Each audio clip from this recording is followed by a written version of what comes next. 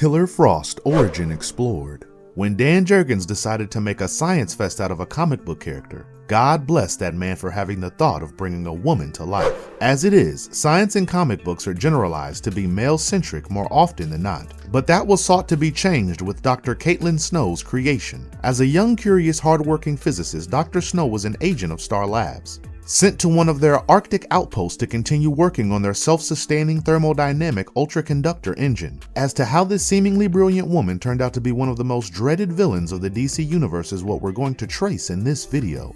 Before we go into our explanation, we have a very small request. If you like our content, please support us by subscribing to our channel. This is a small click for you, but for us it means a lot. Thank you, and let's begin.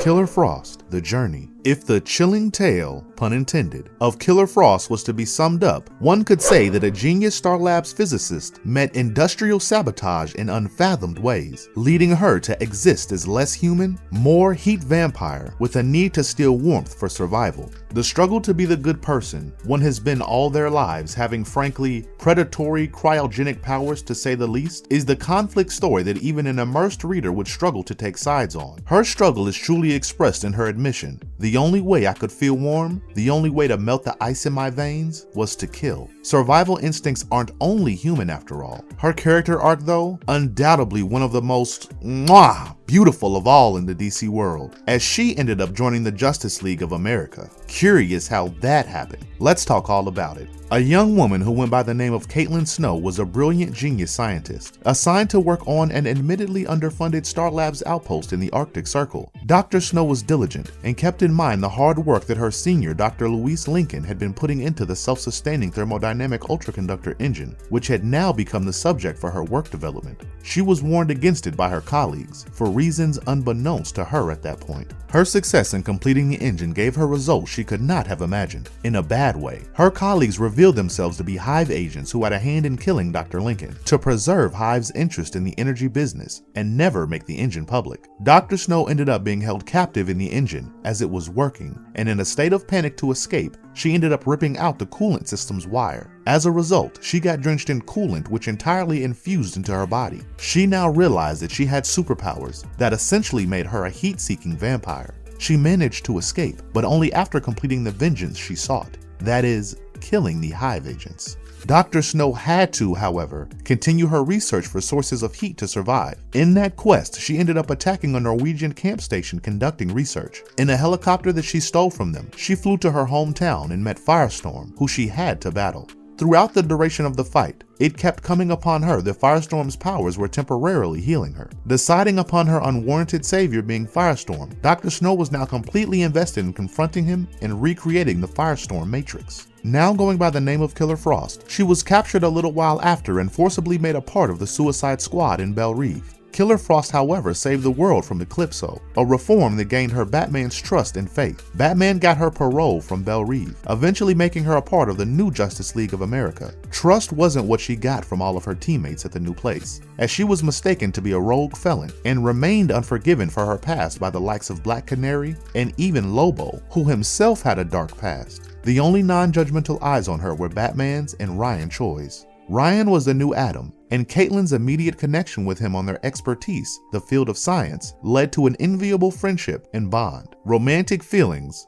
come on, you can't tell me you weren't expecting that, aside, they promised each other help above all. While Caitlin needed a cure for her condition, Ryan was trying to find his mentor, Ray Palmer, who was lost. The adventures of the Justice League of America were often life-threatening to say the least. It was on one of these adrenaline-pumping life gameplays where Caitlin finally confessed to Ryan. Love and feelings came to light in the most human way in the superhero world, and there began a slow but steady relationship. The inability to be physically intimate because of Caitlin's condition drove her to frustration though. When Prometheus attacked the team, it was this frustration that led to her systematic downfall, as she believed him and allowed herself to be led to a room she did not know was at freezing temperatures. Before her body could shut down completely, however, Ryan and Black Canary rescued her, but she was so drained of energy and heat, in need of stability, that her heat vampirism caused her to almost drive Afterthought to death. Scarred by these happenings and wanting a permanent cure, she came up with a deal. With who, you might wonder? Who was at the other end of it? The Queen of Fables. Ultimately though, Caitlin was unable to sacrifice the world for her own sake because at the end of the day, the good in her remained as she could love, feel, and care. Dr. Snow ended up reneging on her deal by seeking help from the Justice League of America to defeat the Queen of Fables. The cost of the Queen's defeat was Caitlin's cure, which no one complained about. However, another good came out of this happening, where Caitlin had an awakening. She made the careful decision of reevaluating herself, gauging her needs to be a result of a chronic condition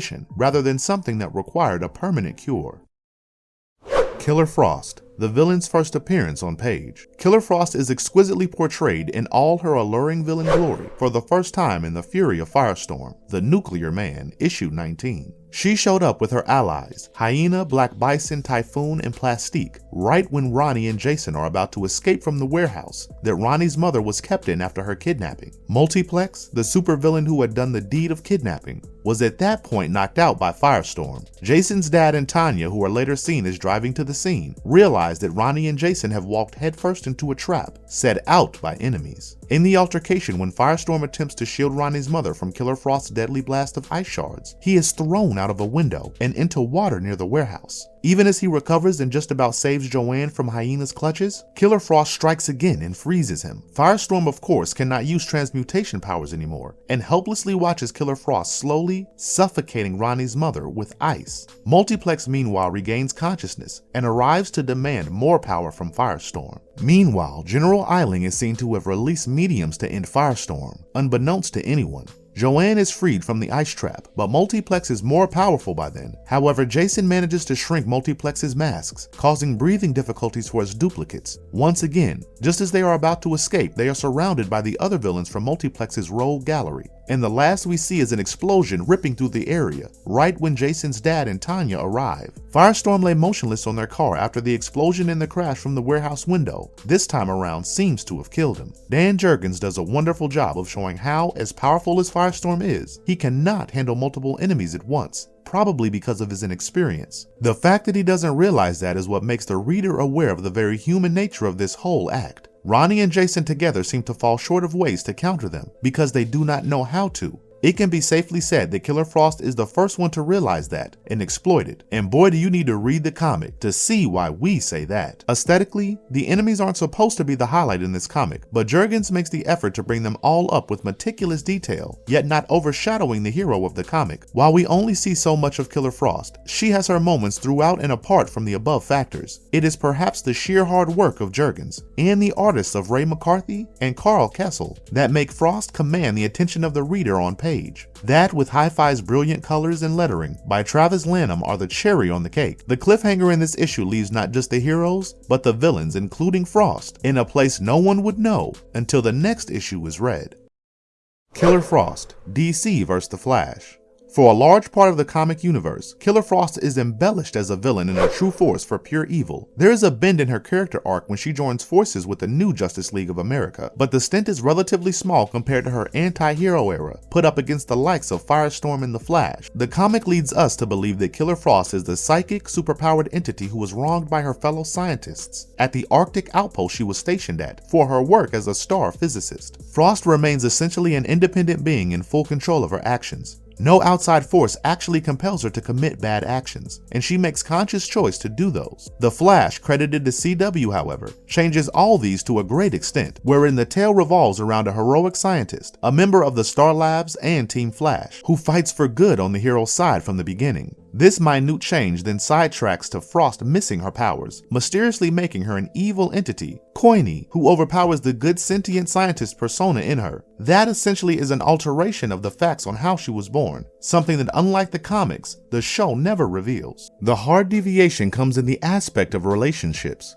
Killer Frost debuted with the Firestorm comic series, but never had any romantic connections with the Nuclear Man, and remained the epitome of an antithesis to one who was known as the Master of Fire. CW alters this to make her the representative of the good side, except when she is taken control of, and having a romantic interest in her otherwise nemesis. To be honest though, the show probably always meant for Dr. Caitlin Snow to embrace her alter ego, and this connection makes sense in that aspect.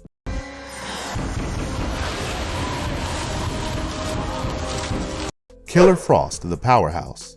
Let's face it, reading the Killer Frost will actually make it glaringly obvious that she is one of those characters who have well-balanced superpowers and weaknesses. Above all, Dr. Caitlin Snow is a genius, being the youngest of her rank at S.T.A.R Labs, solving complicated equations in surprisingly short times and operating heavy, difficult-to-handle machinery. Her eventual new state as Crystal Frost is as primal as it could be, not being made of ice, but still encased in permafrost from the organic ice-like cells that her changed genetics cause her to generate. The cryokinesis enables this woman to literally throw shards of sharp ice to her opponents, quite enough to send them to the heavens up above, or hell down below, as is deserved. Dr. Snow, ironically, and somehow still not so, can create a powerful ice storm that would have her opponents meet the fate she desires. Apart from being allergic to cinnamon, to the extent that her swellings could kill her, an issue which only antihistamine can cure for Dr. Snow, all these superpowers have the one fallback that turned out to be Killer Frost's weakness: her inability to survive unless she absorbs heat from other sources on a regular basis, even in areas where temperatures remain too cold for too long or all the time, will eventually lead to her death as her body stops functioning.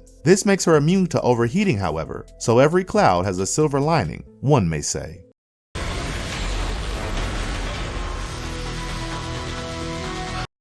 Killer Frost, DC's overview and an analysis. If Ice is the most reputed Arctic hero in the DC universe, Caitlin Snow as Killer Frost comes pretty close to outdoing them. Technically, Dr. Snow is not the first, but the third character to take that name. Crystal Frost was the first form that Frost took when she was the lover of Firestorm's professor, Martin Stein, eventually becoming the murderous Killer Frost as a result of attempting to escape from captivity. This latest incarnation appeared in a 2013 story arc broadly about Firestorm, rightfully given her own origin in Justice League of America issue 7.2, which was a Forever Evil tie-in issue. The Caitlin Snow that is known today still remains vastly different. The TV version of the character, played by Danielle Panabaker in CW's The Flash, who turns out to be a resourceful genius scientist with a tragic past, is more familiar. The dark side emerged with the show's progression and was called Killer Frost. The essence of the comic book is lost herein. This allows Caitlin to become a conflicted, albeit beloved hero to the extent that in 2016, when Justice League vs. Suicide Squad happened in the comics, Caitlin was chosen by Batman to be in the new Justice League of America, where she dropped the moniker Killer and went by Frost. Even her old foe Firestorm has come to regard her as a trustworthy comrade, and 'tis the season to be freezing.